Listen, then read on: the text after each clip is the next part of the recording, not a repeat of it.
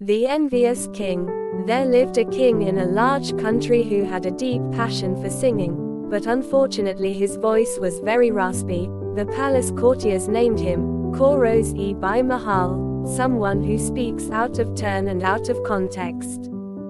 His ministers and entourages covered their ears with cotton to get rid of his raspy voice whenever he began singing at a party, because anyone who listened to his song would get a headache and couldn't sleep all night long. But after the king sang his song, his ministers and courtiers approached him to ingratiate themselves and began to compliment and flatter. Each of them tried to overtake another in this case.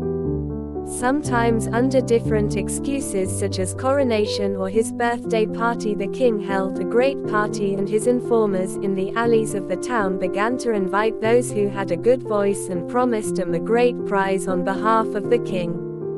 Naive people came to the king and began singing with the greed of award.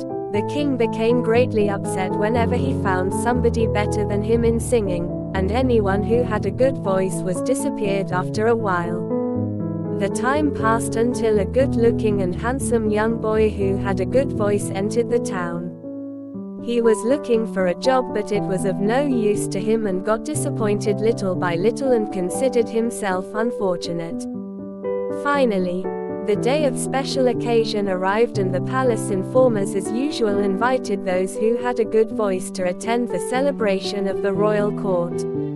All of a sudden a thought occurred in the young boy's mind. I finally found a way to escape the poverty and vagrancy, the boy told himself.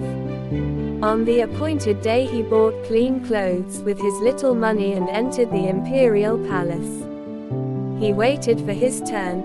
Other singers sang a song, but none of them were acceptable to the audience and to the king. When it came to his turn, he moved forward with fear. The king glanced over the young boy and said to himself that he is an ordinary person like others. Let's see what he has got. The young boy cleared his throat, and with a trembling voice began to sing. Everybody began laughing. He pulled himself together and remembered his vagrancy and bitter life. He again heartily began to sing with a beautiful voice. All the audiences were flabbergasted and their mouths were left wide open. The king punched on his jeweled throne, and mumbled insulting words to him. When the young singer finished singing, all the audience began cheering and clapping.